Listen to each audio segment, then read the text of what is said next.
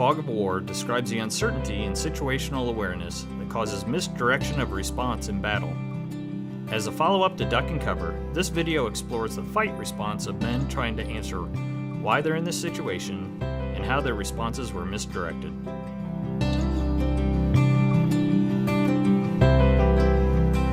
All the milestones are a little bit different, not only for Serena, but for most of us. But in terms of fog, I look back now and realized there was a lot of confusion because you're sort of making it up as you go. There's a lot of this, it's all new. You never had a child with special needs, and so this is all new. And so all of the family events were a little bit different. Just almost everything changed, either a lot or a little. There's just so many things that, when you look forward for your children and think, this is how their life is going to be, life events are different and changed. So lots has changed for me. From the dreams that you have for your children, life does change. My wife and I have talked about this many times. It's just your normal has changed. So what most parents look forward to and saying, oh, my kids are leaving the nest, we're thinking we'll probably always have one in the nest. So, and that's okay. It's just our new normal. But the realization is that bereavement continues throughout the life cycle of a child with a disability because of milestones, cognitive dissonance that makes you think that I will see these things happen, but unless by the grace of God or by some cure, that there's going to be a change, and you just have to come to the realization that that's not likely to occur, that the circumstance is going to continue. Does it mean you don't have different dreams or different hopes for them? No, you just reframe your thinking. You reframe your thoughts about what you can do. You had plans. Life was going to be one way. Now everything is different. You didn't want this, didn't even think this was an option, but it happened. And now, men aren't allowed to have feelings or respond emotionally to these things. But what about the grief you feel for the events that have just occurred? The lost dreams, abandoned plans you had for your family and child. What happens when that grief or shame or disappointment or embarrassment presents itself as anger?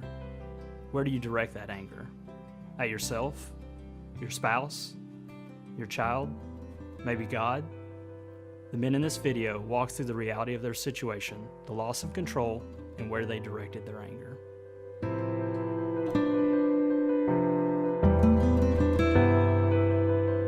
So you can't outrun it. It is what it is. At times I feel sorry for myself. At times I feel sorry for Noah, for my wife, or whoever. Other times I accept it. It just is. Again, it is what it is. It's not something I ever escape. Does it ever go away? Well, no, it will never go away because she will always be with us. As almost, most special needs parents are in that same boat, right? They won't get to do some of the things, at least not without a lot of effort, that other, say, retired people or empty nesters will get to do. You'll always have to make some provision. I'm never going to escape this. Hayden is always going to live with us for the rest of his life. I don't know what the future holds as far as him having a job or things like that, but he'll always live with us. We'll always be responsible for him. It's a fluid process, but the reality is that where things hurt is when you see other children that do the things that you thought your children might do, and it hurts. As he is born the way he is, and my oldest, or anywhere in between there, they're just who they are. So you just deal with that, and obviously it would be different if he wasn't special needs, but we're just on the trajectory that we're on. I love Macy to pieces, and escaping the situation isn't where we're at. So it's how do we best deal with the circumstances that we're in and work through those. Have I lost the fight for my son and his wellness? I'm willing to fight. I don't think I've given up. I'm out of solutions for the moment.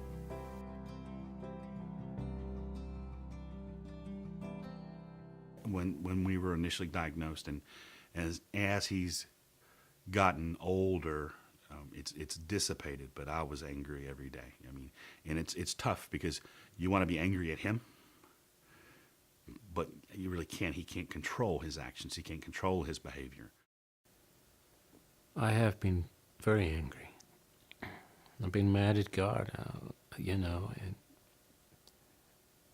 I'm not that spiritual that I would have acknowledged that I wasn't mad at God. I've asked why. I says, how long can I handle this, And even today, even though I have a much clearer perspective on how to handle and how to take it to Christ, I still have days where I'm really angry. Oh, yeah. Anger? Yeah, yeah. I mean, anger at God, anger at Gina, anger at Noah, anger at myself. Just, yeah. It's just that frustration. Whether mom, whether dad, you just want to fix it. But as a guy, we just want to fix something. I just want to fix my son, and evidently it's not up to me to fix him. I think anger developed over time. So as I tried to maintain control over my emotions or my feelings, it, I think, generated maybe some resentment. So instead of calmly being able to talk to somebody about a very simple thing, I would be very highly strung or emotional when I talk, usually to my wife. To dwell on it and compare. Yeah, I suppose I could, be resentful. Yeah, I do get a little bit resentful more than anger about things I see people. But it's sinful I know it is. It's just me being materialistic, not of the world. So I just repent and say, it's okay. You've been dealt this lot. You're okay. It would be nice to be able to go somewhere, maybe come here, right, and not have your special needs child with you at all times. So you can get mad about it, or you can get over it and get on with it.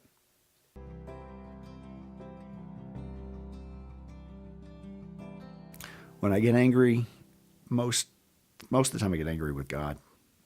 And I want you to just fix my son. I mean, I read that you can. I read that you have. I know how he sees fix me. I hear testimonies of other guys that have been delivered from drugs or alcohol or whatever. Why don't you just fix Noah? Probably directed the most anger to God. I mean, it's tough being in a situation. You really can't be angry at your spouse. You can't be angry at your child.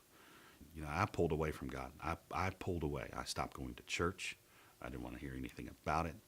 I didn't want to talk about it. I didn't want it in my home. I lost my faith. I lost my way. My anger has been directed towards myself most of the time.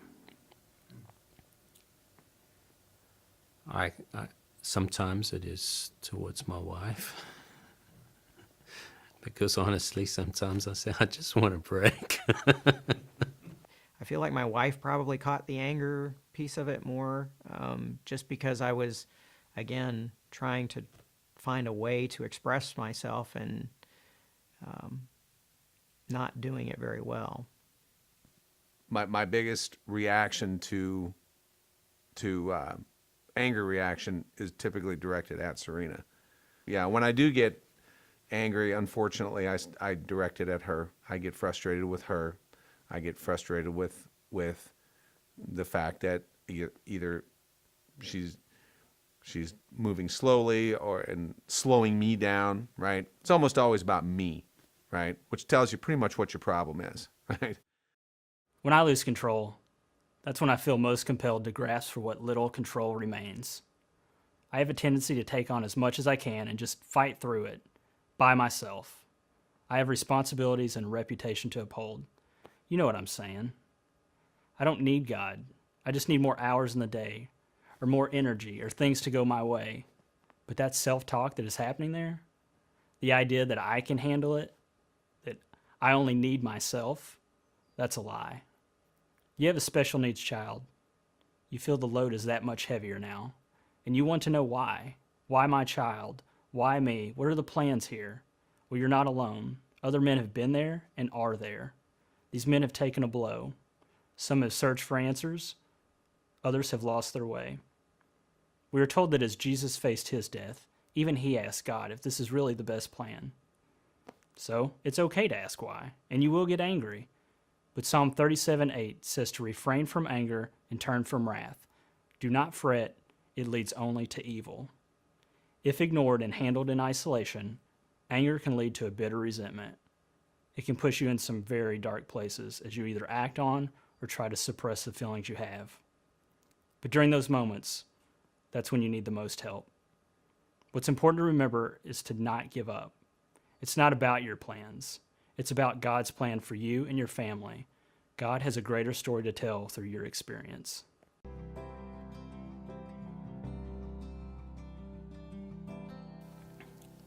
I remember one of Jeffrey's therapists. He was a doctor from New York. It was through that doctor that he once said to me, James, you can get through this. And he says, you're going through this experience, and he was not a Christian man, but he said, you're going through this experience, and people want to hear your experience. And it gave me a sense of hope, just, hey, I've got something that I'm experiencing and something that I can, one day I can tell my story. I think I would go back to my pastor when he kind of had a conversation with me about, this isn't, maybe it's not Macy that needs to change, maybe it's you kind of thing. But it helped me release that anger because I was holding on to it. He gave me permission to have feelings.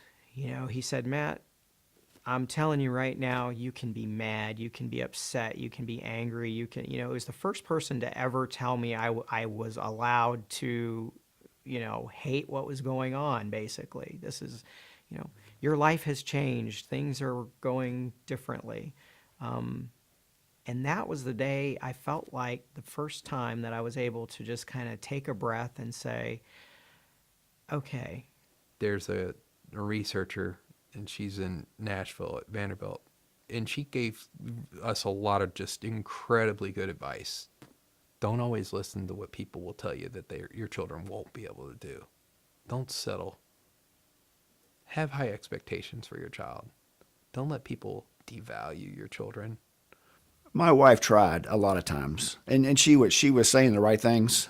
I can't say like a lot of other husbands because that'd be unfair, but this was just me. Yeah, I really didn't accept it. And she was right. Rick, you're a bigger man than that. His best advice was, but don't let it ruin your life. Don't let it run your life. Go through the steps that you're going to grieve the process, but don't let it impact your marriage. Don't let this be who your family is. When God met me at my pond that day, that turned it around. But there was more than just me. It wasn't more than just those 7 steps. But as I saw that turnaround, I got to experience that turnaround. I was the man. I was the bigger man that my wife knew I could be. Don't let your anger define you as a man. Don't let your situation define your family. You need battle buddies that understand there's a new normal for you. Men that can also speak truth as you discover what the new normal looks like for your family. Men that can help you find the bigger man that you're capable of being. Like these men, you too have a story to share. Make it one of triumph that encourages others to be what they were designed to be as well. The first weekend at Barren Heights was the how I got my hands around my anger, you know. And I've said this many times, you know, God's everywhere, but I think Jesus walks on Barren Heights. I mean, I think he lives there. And the opportunity to give back, especially at Barren Heights, is one of the outlets that I have for that anger and you know, that grief. And I've met so many dads there, you know, and had so many talks with fathers that are kind of at the same point I was, and to be able to give them some hope and inspiration feels remarkable. If there was someone out there that was at that point that I was, of being so angry and so disappointed and discouraged, I would tell them, don't give up. It does get easier. Put your faith back into God. Refocus your energy back onto your family and to your child. You can get through this. It's not what you say, it's all you can do is be a friend to that person. They're not at a point where they want to hear words from you. They just want you to embrace them and tell them, you know, I've gone through some stuff, but I don't know what you're going through. Be a listening ear. Let them unload that anger. I can tell you what I wouldn't say, is I wouldn't say, don't be angry. I wouldn't say, well, you're just being selfish. I wouldn't say, get over it. Because I know it's not that easy. They probably should get over it. I mean, we all need to. It's just, it doesn't happen like that. I would just try to be supportive and say, you know, to varying degrees, I've been there. In our next video podcast, we'll elaborate on the impact of behavior, decisions, and anger responses in relationships. Tune in for Collateral Damage, where you'll hear these men talk about the rippling effect felt by their families, loved ones, and those closest to them. You'll also hear encouragement on finding a different path, the right path.